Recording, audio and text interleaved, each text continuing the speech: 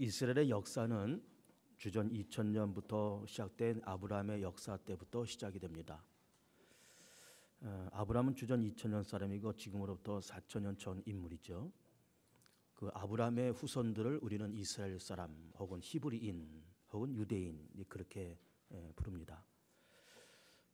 아브라함이 이삭을 낳고 이삭이 야곱을 낳고 야곱은 12아들을 낳습니다.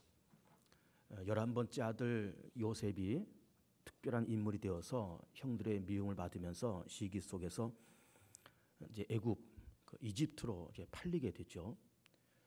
이집트에 온 이 요셉은 또 하나님께서 함께 하시면서 그 형통한 자가 되었고 또 그런 도중에 또 누명을 쓰면서 또 옥에 갇히고 그 옥에서 애굽 왕 바로의 꿈을 해석을 합니다.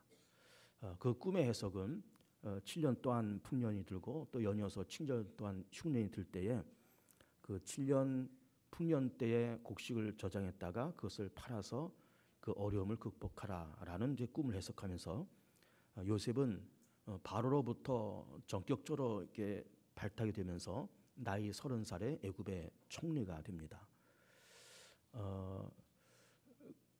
그렇게 7년 풍년이 들 때는 좋았지만 또 흉년이 들 때 이 애굽만 흉년이 든 것이 아니고 이 요셉의 형제 또 야곱의 아들들이 살고 있는 그 가나안 땅에도 흉년이 들어서 곡식을 사러 애굽에 내려오다가 요셉을 만납니다.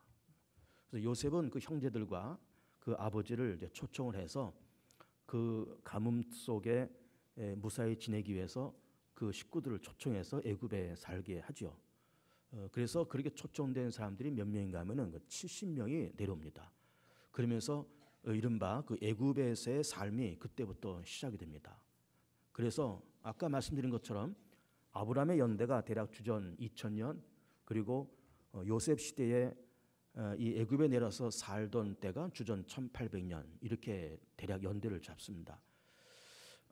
그러면서 70명의 이 식구들이 그 애굽 고센 땅에 이렇게 살면서 하나님께서 그 민족과 그 가정에 복을 내리시면서 이 70명의 식구들이 시간이 지나가면서 또 100년, 200년 이렇게 지나가면서 그 식구들이 60만 명이 되는 거대한 민족이 그렇게 됩니다. 요셉의 공로를 잃어버린 바로의 왕이 이 점점 불어나는 이 히브리 사람들을 바라보면서 이거 안 되겠다. 이 사람들이 까딱 반역을 일으킨다든지 아니면 전쟁을 할 때에 적군에 합류해서 전쟁을 한다 그러면 우리가 불리하다. 그러니 이 히브리인들의 숫자를 좀 줄여야 되겠다 하면서 이제 산파들을 이제 매수를 해서 너희들이 이제 히브리 여인들이 아이를 낳을 때에 여자아이가 나오면 살려주고 남자아이가 태어나면 죽여라. 이런 그 명령을 내리죠. 그렇지만 이 히브리 사람들 건강한 여인들이 아이를 낳으면서 점점 이 히브리 사람들은 점점 늘어나게 됩니다. 이제 그 도중에 아므람과 요게벳이라는 이제 그 집안 내 레위 지파 사람 가운데서 모세라는 중출한 아들이 탄생을 합니다. 그 부모가 그 아이를 보면서 참 건강하고 똑똑하고 예쁘게 생긴 그 아들을 보면서 죽일 수가 없잖아요. 또 그냥 놔둘 수가 없지 않습니까? 그래서 이 아이를 잘 이제 갈대 상자에다가 이렇게 방수 처리를 잘해서 이 아이를 거기에 눕혀놓고 강에 이제 띄웁니다. 그래서 강에 띄워진 그 아이를 바로의 공주가 건져서 자기 아들로 삼죠. 그러면서 모세는 그 몸속에는 히브리 사람의 피가 흐르고 있지만 이 애굽의 왕자로서 40년 동안 그렇게 거기서 지내게 됩니다. 그 당시에 애굽은 세계 초강대국이고 그러면서 그 애굽에서 40년 동안 이 모세가 그렇게 왕자로서 그렇게 있으면서 아마도 최고의 학문, 또 최고의 정치, 또 최고의 군사, 또 최고의 학식을 쌓으면서 그런 40년 동안 그렇게 지나가게 된 겁니다.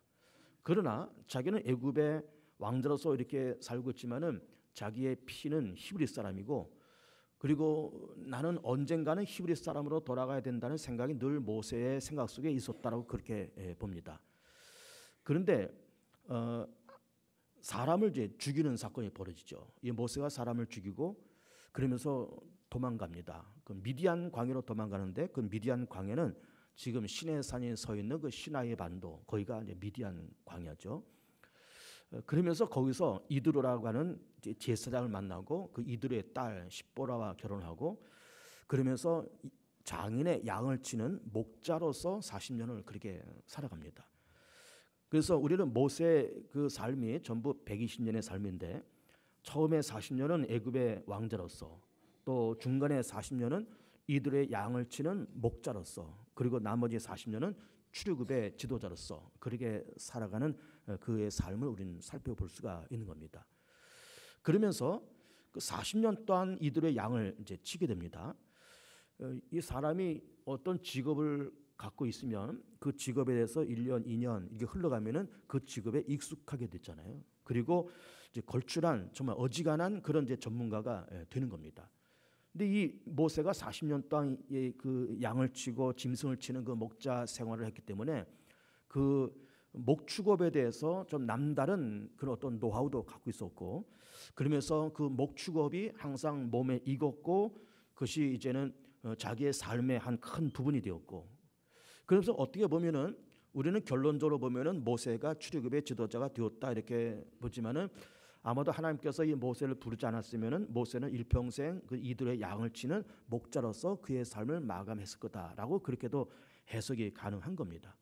그럼 어쨌든 40년 동안 그렇게 목자로서 그렇게 일을 하면서 어느 날 늘 평상시에 다니던 그 길을 이렇게 역시 갈 때에 떨기나무에서 불이 붙는 그 모습을 이제 보게 됩니다. 그 떨기나무라고 하는 것이 뭔가 하면은 키가 작은, 이 줄기와 가지가 별로 구분이 잘 안 되는 키가 작은 나무를 떨기나무라고 그렇게 얘기합니다. 이 떨기나무에 불이 붙었는데 나무는 타지 않고 불이 활활 붙는 그 광경을 목격을 하게 됩니다. 그래서 너무 신비로워서 이게 도대체 뭔가 하면서 가까이 가려고 했더니 그 불 붙는 떨기나무에서 음성이 들립니다. 모세야, 모세야, 너는 내게 가까이 하지 말아라. 네가 선 곳은 거룩한 곳이니 네 발에서 신을 벗어라. 누구십니까? 물어보니까 거기서 음성이 들리는데, 나는 아브라함의 하나님, 이삭의 하나님, 야곱의 하나님, 곧 너의 하나님이다. 내 백성 이스라엘 민족, 그리고 네 민족 히브리 백성들이 이 애굽 땅에서 400년 동안 종살이 하면서 그들의 고통과 그들의 신음소리, 여기서 해방해 달라는 그들의 간구함을 내가 들었고 그들이 이 땅에서 고생한 것을 내가 다 보았노라. 너는 가서 바로에게 가서 네 백성을 내어놓으라고 얘기하고 너는 출애굽의 지도자가 되라. 그렇게 말씀을 하십니다. 모세가 참 두렵고 떨리는 마음으로 내가 누구인데 내가 무슨 힘으로 바로 앞에 가서 내가 내 백성을 이렇게 끌고 오겠습니까? 라고 물을 때 하나님께서 하시는 말씀이 내가 너와 함께 하겠다 이렇게 말씀하십니다. 함께 할 테니 너는 염려하지 말고 바로에게 가서 내 민족 히브리 백성을 이끌고 와서 이 산에서 나를 예배하라. 그리고 너는 출애굽의 지도자가 되라 라고 하는 출애굽의 소명을 주는 그 장면이 바로 이 출애굽기 3장에 있는 이 말씀인 겁니다. 그러니까는 말씀드린 것처럼 모세는 전체 120년의 삶을 살았고 전반기 40년은 애굽의 왕자로서 40년은 목자로서, 그리고 그 목자로서의 40년의 그 마지막 나이가 80세 되던 해에 그 해에 불붙는 떨기나무에서 하나님 만나면서 출애굽의 그런 소명을 받는 이제 그런 모습을 우리가 지금 보고 있는 겁니다. 그런데 우리는 여기서 뭐 출애굽에 대한 얘기를 한다든지 뭐 바로에 대한 얘기한다든지 그걸 얘기하려고 하는 것이 아니고, 하나님께서 지금 하시고 있는 말씀, 모세에게 하시는 말씀이 내가 서 있는 그 땅이 거룩한 땅이니 내 발에서 신을 벗어라 라는 이 말씀을 좀 보려고 그런 겁니다. 내가 서 있는 그 땅, 내가 밟고 있는 그 땅이 거룩한 땅이다. 그러니 너는 신을 벗어라. 이런 얘기예요. 자, 그 땅이 거룩한 땅이라고 말씀하신 이유가 뭘까? 거기에는 세 가지 이유가 있다고 봅니다. 첫째는 우리가 이제 출애굽기를 쭉 보면 또 이스라엘 민족의 그 출애굽의 여정을 보면 어떻게 되는가 하면은 이제 이 출애굽기 3장에서 모세가 하나님 만나고 소명을 얻고 그리고 바로한테 내려가죠. 그리고 자기의 형 아론을 앞장서서 바로 앞에 가서 내 백성을 내어놓으라 그렇게 얘기를 하죠. 그거를 바로가 쉽게 응답을 안 합니다. 그랬더니 10가지 재앙이 내려왔다. 그거잖아요. 그리고 그 10재앙 마지막 장자 죽는 재앙을 끝으로 해서 그러면서 이제 출애굽의 시작이 되잖아요. 그러면서 홍해가 갈라지고 그러면서 이 60만 명 되는 이 히브리 민족이 홍해를 건너서 제일 먼저 가고자 했던 것이 어딘가면 바로 이 시나산입니다. 이 호렙 산인 거예요. 모세가 불붙는 떨기나무에서 하나님 만난 그 장소로 이 사람들이 가는 겁니다. 그래서 지금 이 땅이 거룩한 땅이라고 말씀하실 때 왜 거룩하다고 말씀하신가 하면은 너희들이 출애굽해서 이 땅에서 너희와 내가 처음 여기서 만나는 장소가 될 거다. 처음 만나는 장소. 그리고 그 처음 만나는 장소라고 하는 말씀도 중요하지만 여기서 계약을 맺는다는 겁니다. 무슨 계약? 나는 너희의 하나님이 될 테니 너희는 내 백성이 되어라. 이런 계약. 이것을 좀 신약적인 의미로 얘기한다 그러면은 너희는 예수 그리스도를 통해서 구원받는 백성이 되어라. 나는 너희들의 하나님이 되어 줄게. 그런 이야기인 겁니다. 그런 계약을 맺는 그런 장소요. 또 여기서 무슨 사건이 벌어진가 하면은 모세가 시내산에 올라와서 40일 금식하고 십계명을 받잖아요. 그리고 율법을 받지 않습니까?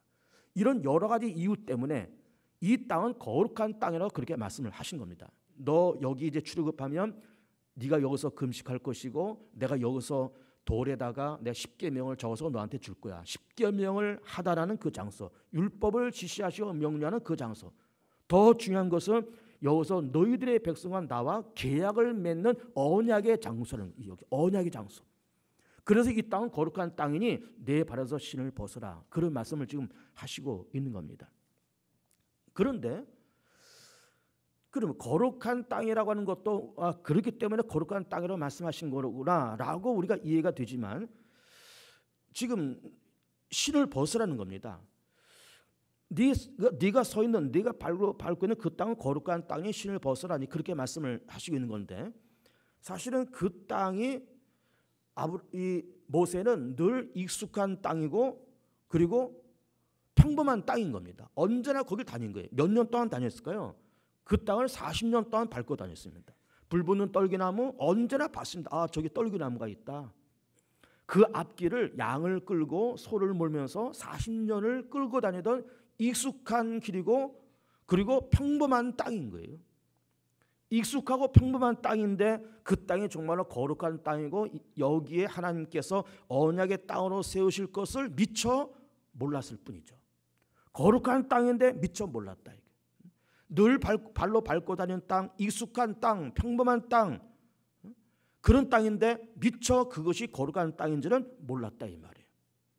거기를 40년을 밟고 다녔습니다. 그러니까 40년을 밟고 다니면서 아주 길이 났겠죠.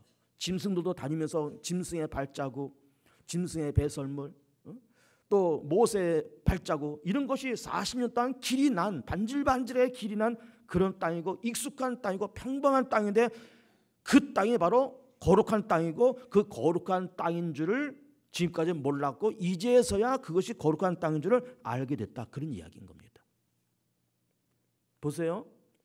우리도 세상을 살아가면서 참 평범하고 익숙한 것이 너무 많습니다. 평범하고 익숙한 건데 사실은 굉장히 소중하고 굉장히 거룩한 것을 나중에서야 알게 되는 거예요.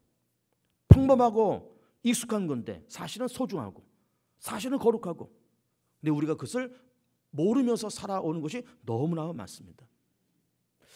오늘도 살짝 이제 추운데 연초에도 살짝 추운 때가 있었습니다.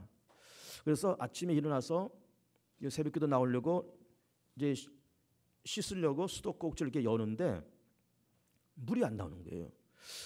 그래서 단수됐나 이렇게 생각했습니다. 그럼 단수가 되면 시청에서 미리 예고를 하잖아요. 뭐 길거리 사거리에다가 이 현수막을 붙여서 뭐 며칠 날 몇 시부터 뭐 몇 시까지 뭐 단수된다. 아니면 문자로 이렇게 알려주든지 이렇게 단수 예고를 하는데 뭐 단수 예고 없었는데 물이 안 나오는 거예요. 근데 가만히 보니까는 이게 물이 단수가 된 것이 아니라 이게 얼은 거예요. 물이 얼었어요. 그래서 이제 뭐 그 허겁지겁 이렇게 대충 하고 이제 새벽기도 나오긴 했지만 그래서 이제 시설 관리부 이제 연락하고 뭐 허집사한테 연락하고 해서 왔다 갔다 하면서 그 저녁에 수도가 고쳐지고 이제 그래서 물을 썼어요. 그러면서 하루 종일 낮에 수돗물을 사용하지 못하다가 저녁에 이제 다 고친 다음에 이제 물이 나올 때 물을 다시 한번 틀어봤습니다. 근데 물을 수도꼭지를 틀어서 물을 나오게 하는 거는 이거는 매일 늘 하는 거잖아요. 이거 수도꼭지 이렇게 들쳐올리면은 물이 쫙 쏟아지고 왼쪽으로 돌리면 뜨거운 물 나오고 오른쪽으로 돌리면 찬물 나오고 이거 어느 집에나 다 있는 것이고 우리는 이거를 늘 매일 하루에도 몇 번씩 그렇게 하는 겁니다. 그렇게 했지만 이 수돗물이 귀하고 소중한 거를 수도꼭지 하나가 이렇게 귀하고 소중한 거를 얼어붙고 나서야 그때서 알게 된 거예요. 그때서. 우리는 익숙하고 평범한 것을 늘 이렇게 지나가면서 이것이 참 귀한 거다, 이게 참 소중한 거야, 이게 참 거룩한 거야 라고 하는 것을 모르면서 그렇게 살아가고 있더라, 그런 얘기예요. 우리는 다행스럽게 예수 그리스도를 믿고 이렇게 신앙생활하고 교회를 다니면서 이렇게 다니고 있지만은 그래서 우리는 하나님이 말씀으로 천지 만물을 창조하셔서 우리가 다 허물과 죄가 많은데 하나님의 아들 예수께서 십자가에서 우리 위해서 죽으심을 통해서 우리가 그 예수님의 십자가를 통해 우리가 구원받았어. 이걸 우리가 알고 믿고 있고 그리고 하나님의 나라가 있어, 천국이 있다, 또 지옥이 있다라는 것도 우리가 미리 알고 있습니다. 그래서 우리가 언젠가는 세상을 떠날 텐데 세상 떠나면은 하나님의 심판대 앞에 우리가 딱 쓸 겁니다. 딱 쓰면 그러면 우리는 하나님이 계시니까는 당연히 그 앞에 쓸 것이고 그리고 부활의 세계가 있고 천국과 지옥이 있다는 것을 알기 때문에 그렇게 우리는 깜짝 놀라지 않습니다. 그러나 불신자들은 아마도 하나님의 심판대 앞에 가서 아마 깜짝 놀랄 거예요. 왜 놀랄까? 하나님이 계시구나. 하나님이 계시는 거로구나. 천국이 있네. 지옥이 있네. 부활의 세계가 있네. 깜짝 놀랄 거예요. 그러면서 세상에 교회가 얼마나 많습니까? 그리고 불신자들도 교회를 얼마나 많이 쳐다보면서 그렇게 다녔겠습니까? 여러분 우리 교회 앞길만 해도 이 앞길을 따라서 교회가 건물로서 서 있는 교회가 3교회가 있습니다. 먼저 우리 개봉중앙교회, 그리고 맞은편에 감리교회, 조금 이제 올라가면은 한광교회라고 또 있습니다.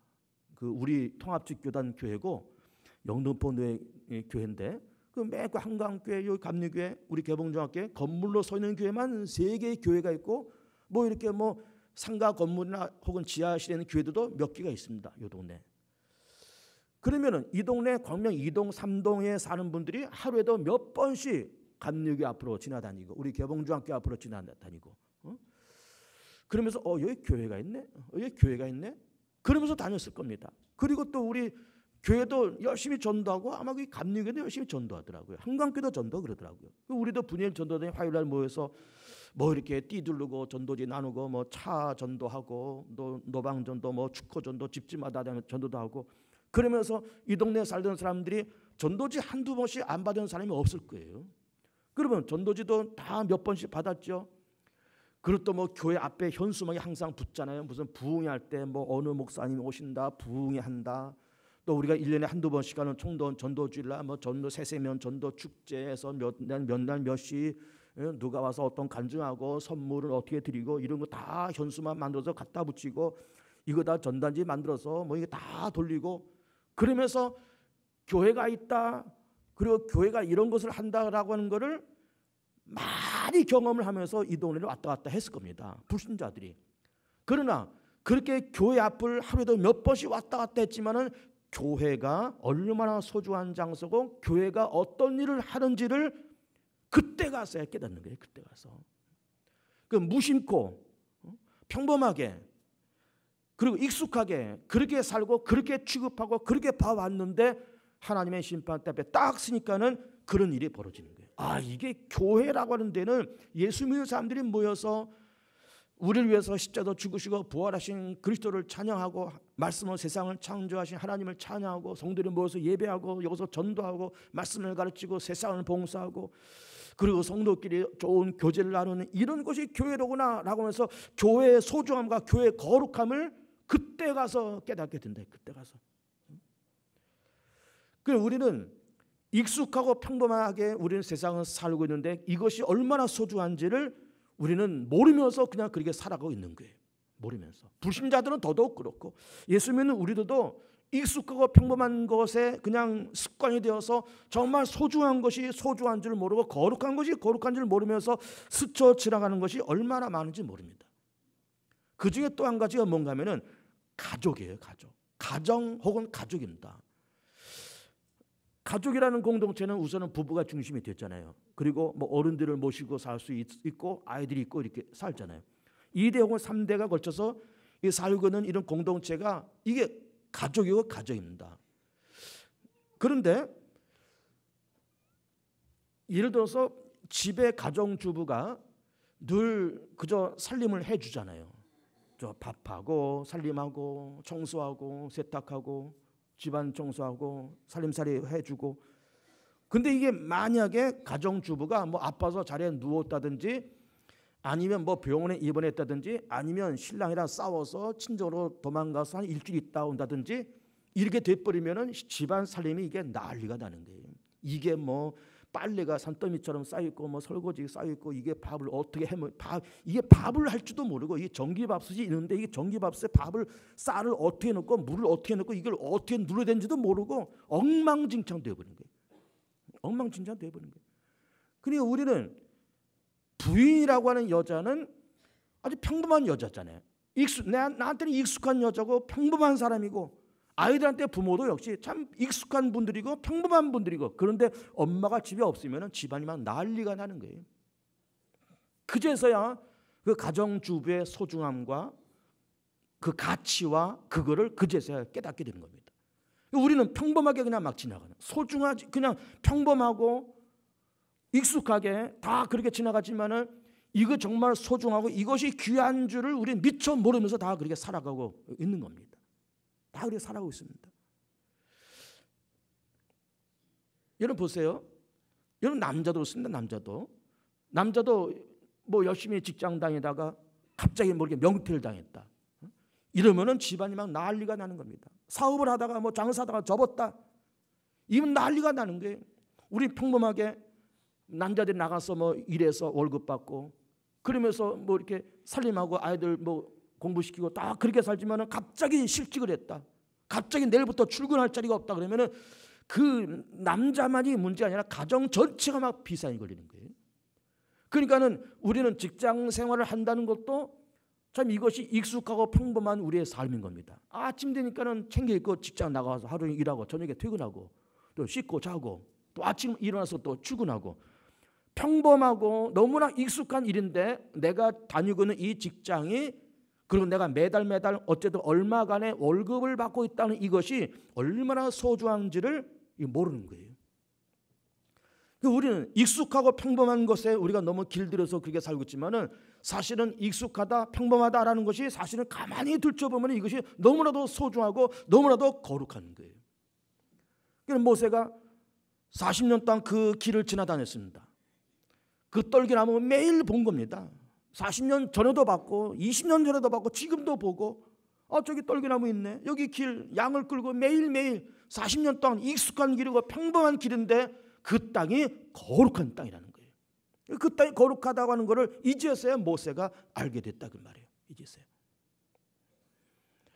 그래 우리는 평범하다 익숙하다 그런데 이것이 너무 소중하다고 하는 것을 우리가 나중에서야 깨닫는다 이런 말씀 좀 드리고 있는 건데 사실은 뭐 지금 가정 얘기도 하고 뭐 아까 수도꼭지 얘기도 하고 다 이제 그렇게 하고 있지만은 가장 소중하고 가장 거룩하고 가장 소중한 것은 우선 뭔가 하면은 내 자신인 겁니다.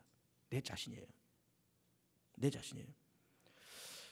물론 우리는 우리 자신을 볼 때는 사실은 별거 없습니다. 예를 들면 박정호라는 사람을 들여다본다. 참 별거 없습니다. 평범한 사람이고 무능하게 짝이 없고 그런 사람이에요. 또 누구나 다 마찬가지입니다. 우리 자신이 우리 스스로를 볼 때는 참 못나고 부족한 것이 많고 다 그렇습니다. 그런데 로마서 8장을 보면은 그런 우리들을 향해서 하나님께서 네 단계를 통해서 우리를 구원해 나가신다는 말씀을 하시고 있습니다. 첫째가 뭔가 하면은 하나님의 예정이에요. 예정과 선택입니다. 하나님의 수많은 사람들 가운데 우리를 특별히 선택하고 특별히 예정하셨다는 거예요. 그리고 우리를 때가 되어서 부르셨다는 거죠. 그리고 부름받은 우리들을 예수 그리스도를 통해서 의롭게 만들어 주었다는 겁니다. 여러분 이 의라는 개념은 굉장히 중요한 개념입니다. 의라는 개념은 이렇게 여러분 해석하세요. 하나님 앞에 떳떳하게 설 수 있는 어떤 자기나 조건 또 하나님 나라로부터 내가 수용될 수 있는 그런 자격과 조건, 또 하나님께로부터 용납받을 수 있는 그런 자격과 조건, 이것이 의의 개념인 겁니다. 근데 이 의의 개념은 이 세상에서 도로 살 수 있는 개념이 아니고, 사람이 아무리 발버둥치고 과학과 경제와 문화가 아무리 발전돼도 이 의라고 하는 개념을 사람이 만들 수도 없고 사람이 이거를 취할 수도 없습니다. 이 의라는 개념은 하나님께서 위에서 이렇게 부여해 주는 그런 개념이에요. 부여해 주는 그런 개념. 그러니까 하나님께서 우리를 선택하셨다, 때가 돼서 부르셨다, 예수 그리스도를 통해서 우리를 의롭게 만들어 가신다. 그런 의라는 개념을 제가 해석하면서 하나님께로부터 우리가 부름받을 수 있는, 떳떳하게 설 수 있는 그런 자격과 조건, 하나님 나라로부터 수용될 수 있는 그런 자격과 조건, 하나님께로부터 죄 없다라고 선포받을 수 있는 그런 자격과 조건, 이것이 의인데 이건 세상에서 구할 수 없는 개념이고 하나님께서 위해서 주어지는 개념이다 라고 하는 것인데, 그렇게 하나님께서 우리 가운데 주어지는 개념이지만은 우리는 거저 얻는 것이고 하나님은 굉장한 대가를 지불하고 이 의의 개념을 우리 가운데 주시는 겁니다. 그 의의 개념을 어떻게 주시는가 하면은 당신의 아들을 십자가에서 딱 못 박아서 희생당하게끔 만들어 가시고 예수 그리스도의 십자가의 보배는 핏값을 지불하고 우리를 건지시는 거죠. 우리를 건져서 하나님의 당신의 자녀로, 천국 백성으로, 의롭다는 그런 백성으로, 죄사함 받는 그런 백성으로 우리를 그렇게 건지시고 우리 가운데 의를 부여해 주셨다, 이런 얘기인 겁니다. 그러니까는 선택하고 부르시고 예수 그리스도의 십자가를 통해서 우리를 의롭게 하시고, 그 다음에 마지막 단계가 뭔가 하면 영화롭게 되는 그런 단계입니다. 영화롭게. 그래서 예정, 부르심, 의롭다 하심, 영화롭게 하심, 이런 네 단계를 통해서 우리 가운데 우리를 구원하시고 영화로운 단계까지 올려놓으시는데, 이 모든 것이 다 하나님의 사랑이요 하나님의 은혜더라라고 하는 것이죠. 의를 부여하시고 거룩함을 부여하시고 하나님의 자녀됨의 권세를 부여하시고 천국 백성됨의, 천국 시민권을 우리 가운데 부여해 주신 것이, 이것이 바로 하나님의 사랑이고 하나님의 은혜고, 이 모든 것이 그만큼 소중한데, 내가 예수를 믿어서 하나님께로부터 의도 부여받았고 거룩함도 부여받았고 하나님의 자녀됨의 권세도 부여받았고 천국 시민되는 권세도 부여받았는데 우리는 그 소중함의 가치를 잊어먹으면서 잊으면서 혹은 소홀히 여기면서 그렇게 세상을 살아가고 있더라고 말이에요. 살아가고 있더라고 말입니다. 그러니까는 내가 나를 볼 때는, 우리 자신을 볼 때는 사실은 굉장히 참 무능하고 부족한 것이 많은 그런 사람을 우리는 보는 겁니다. 그렇잖아요. 여러분이 거울로 스스로 얼굴을 이렇게 쳐다보면서 뭐 우리는 뭐 자화자찬하기도 하고 때로는 착각 속에 빠지기도 하면서 참 잘생겼다, 멋져, 우리 그렇게 말하는지는 모르지만 우리 스스로가 우리 자신에게 되돌아볼 때 부족하고 무능하고 못난 모습을 우리가 보는 거예요. 거울로 들여다보면서, 뭐 굳이 거울이 아닐지라도 우리 자신을 들여다보면서 참 무능하고 연약하게 짝이 없는 우리를 보는 겁니다. 그런데 하나님은 우리를 그렇게 보지 않겠다는 거예요. 너는 내 아들 예수의 십자가의 희생을 통해서 너는 거룩한 자요, 내 자녀요, 너는 천국 백성이요, 내 아들 예수의 십자가의 핏값을 지불하고 산 너는 존귀한 자다 라고 하는 그 하나님의 음성을 꼭 듣기를 축복합니다. 그래서 내가 나 자신을 볼 때는 참 부족하고 열등감이 많고 다 그렇게 세상 살지만 하나님 우리를 존귀하게 보신다고 하는 우리의 자존감과, 그래 나는 존귀한 자야, 난 귀한 사람이야, 나는 거룩한 자야, 하나님의 자녀야, 천국 백성 된 사람이야, 나는 예수를 통해서 나 죄사함 받았고, 난 예수를 통해서 의롭다함을 얻었고, 난 예수를 통해서 거듭난 사람이야 라고 하는 자존감과 자아 확신이 필요하다 그 말이에요. 그래야 인생을 진지하게 우리는 세상을 살아갈 수 있습니다. 여러분, 세상은 그냥 건동건동 사는 게 아니에요. 건동건동 살다가 뭐 적당하게 직업 구해서 뭐 벌어먹고 뭐 적당하게 눈 맞아서 뭐 결혼해서 애들 낳고 뭐 덜렁덜렁 이렇게 세상을 사는, 이 인생은 그렇게 사는 것이 아닌 겁니다. 그리고 인생은 참 이게 불행인지 다행인지 인생은 또 한 번밖에 없습니다. 한 번밖에. 제가 이런 얘기를 요 근래 계속 하고 있지 않습니까? 인생은 한 번밖에 없어요. 뭐 연습을 좀 하고 훈련을 좀 하고 매뉴얼을 좀 다 미리 좀 읽어본 다음에 그렇게 좀 이 땅에 태어났으면 좋을 텐데 매뉴얼 읽고 여기 온 사람 아무도 없습니다. 연습하고 훈련받고 이 땅에 태어난 사람 아무도 없습니다. 그냥 한번 살아봐라 하고 내가 던져줬는데 연습도 안 했죠. 매뉴얼도 안 읽어봤죠. 그리고 우리는 좌충우돌하면서 실수를 연발하면서 우리는 그렇게 세상 살아오는데 거기다가 우리는 열등감까지 있더라 이 말이에요. 열등감까지. 여러분 사람이 아무리 잘난 사람이라도 뭐 인류대를 나와서 뭐 인류 기업에 들어가서 뭐 1년 연봉을 수억을 받는 고액 연봉자나 그럴 자도 사람은 누구나 막너나 다 열등감이 있습니다. 그거나 저거나 다 열등감이 있습니다. 자기 자신을 보면서 남들과 비교하면서 다 열등감이 있습니다. 그러면서 못났죠. 열등감도 많죠. 또 내가 존귀한 자라는 것도 모르지요. 깨닫지 못하죠. 그러니까 인생을 그냥 덜렁덜렁 그냥 그렇게 살아가는 거예요. 그래 인생은 절대로 그렇게 사는 것이 아닌 겁니다. 인생은 존귀하게 살아야 되고 인생은 가치 있게 살아야 되고 인생은 의미 있게 살아야 되고 인생은 잘 살아야 되는 거예요. 그러면 잘 살기 위해서 어떻게 될까? 무엇이 필요한가? 나는 하나님께서 나를 보실 때 나는 존귀한 자요. 나는 예수의 십자가의 보혈을 통해서 구원받은 자라고 하는 그런 자아 정체감과 자기 확신이 있을 때 인생은 진지하게 세상을 살아갈 수가 있는 것입니다. 하나님이 나를 당신의 자녀 삼기 위해서 당신의 아들을 십자가에서 못 박는 희생을 지불하셨단다. 하나님이 나를 보실 때 의로운 자라고 나를 그렇게 보신단다. 하나님이 나를 거룩한 자라고 그렇게 보신단다. 하나님께서 나를 바라보시면서 너는 천국 백성은 내 자녀, 내 아들이요, 너는 내 딸이라고 그렇게 부르신단다 라고 하는 그런 자존감을 가지면서 세상을 살아갈 필요가 절대적으로 있는 겁니다. 절대 있는 겁니다.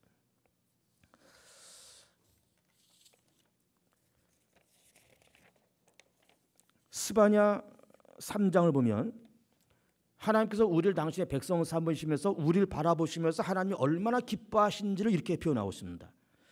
너희 하나님 여호와가 너희 가운데 계시니 그는 구원을 베푸실 전능자시라. 그가 너로 말미암아 기쁨을 이기지 못하시며 너를 잠잠히 사랑하시며 너로 말미암아 즐거이 부르며 기뻐하시리라 하리라. 하나님이 우리를 바라보시면서 기쁨을 이기지 못한다는 거예요. 눈에 넣어도 아프지 않을 만큼 기쁨을 이기지 못한다는 거예요. 아가서 말씀 보면 아가서는 솔로몬 왕과 술람미 여인 간의 그 사랑의 대화입니다. 그러나 이것이 영적으로 해석하면은 하나님과 믿음의 백성들 간의 사랑의 대화예요. 이렇게 말하고 있습니다. 하나님께서 믿음의 백성들이 이렇게 말씀하신다는 겁니다. 아가서 1장을 보면 내 사랑아 내가 너를 바로의 병거에 준마에 비하였구나. 내 두 뺨은 따은 머리털로 내 목은 구슬기미로 아름답구나. 우리가 너를 위하여 금사슬 은을 박아 만들리라. 왕의 침상에 앉았을 때 나의 나도 기름이 향기를 뿜어냈구나. 나의 사랑하는 자는 내 품 가운데 머리 향주머니요 나의 사랑하는 자는 내게 엔게드 포도는 고베르와 송이로구나. 내 사랑아 너는 어여쁘다. 내 눈이 비둘기 같구나. 하나님께서 믿음의 백성을 바라보시면서 너는 내 사랑이요 어여쁘다. 내 눈이 비둘기 같구나. 계속해서 보면 아가서 2장으로 넘어오면 무화과 나무에는 푸른 열매가 익었고 포도나무는 꽃을 피워 향기를 토하는구나. 나의 사랑 나의 어여쁜 자야 일어나서 함께 가자. 나의 사랑 나의 어여쁜 자야 일어나서 함께 가자. 이렇게 말씀을 하시고 있는 거예요. 우리가 우리 자신을 볼 때는 참 미련하고 어리석고 참 부족한 것이 많습니다. 열등감도 많습니다. 그러나 내가 소중하다 하는 것을 우리는 모르면서 내가 거룩한 자라는 것을 우리는 모르면서 그냥 일상생활 속에 익숙한 것에 평범한 것에 우리는 묶여서 그렇게 지금까지 살아왔어요. 그러나 신을 벗으면 그 땅이 거룩하게 되듯이 우리는 우리의 눈을 떠서 내 인생이 너무너무 소중한 존재라고 하는 것을 깨달을 필요가 분명히 있는 겁니다. 우리 자신이 소중하고 가정이 소중하고 여러분 옆에 앉아있는 모든 교우들도 다 소중한 사람들입니다. 다 소중한 사람들이에요. 버릴 것 없는 소중한 사람들입니다. 버릴 것 없는. 길을 가다가 이름 없는 들풀 하나도 굉장히 소중한 존재예요. 길에서 굴러다니는 돌멩이 하나, 길에 굴러다니는 돌멩이 하나, 그게 뭐가 소중하겠느냐라고 그렇게 말씀하시면 모르지만은 그것도 하나님의 아름다운 창조물입니다. 다 소중한 겁니다.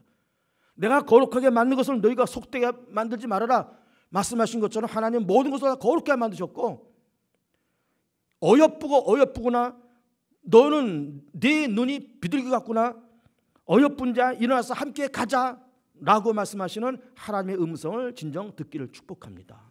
그래서 우리는 참 세상을 평범하게 익숙한 환경 속에서 그렇게 살아가면서 우리는 내 인생의 소중함을 모르면서 그렇게 살아왔지만 하나님은 우리를 건지기 위해서 당신의 아들을 십자가에 희생시키시고 보아라, 너는 존귀한 자요, 너를 건지기 위해서 내가 내 아들 예수의 십자가에 희생시켰다. 예수의 십자가의 보혈을 값을 주고 내가 너를 건졌어. 너는 내 자녀야, 내 아들이야, 천국 백성이야, 너는 거룩한 자야, 너는 존귀한 자야 라는 하나님의 음성을 꼭 듣기를 축복합니다. 그래서 우리는 그래, 나는 참 존귀하다, 존귀한 자이기에 세상을 그냥 덜렁덜렁 그렇게 살 수 없고 세상을 좀 존귀하게 가치 있게 의미 있게 그렇게 살아야 된다고 하는 그런 거룩한 깨달음을 가지시고 2017년도를 힘차게 출발해 가시면서 예수 안에서 영혼이 잘리고 범사되고 강건케 되고 좋은 일이 많아지는 복된 이 한 해 되시를 축복합니다. 이제 우리 합심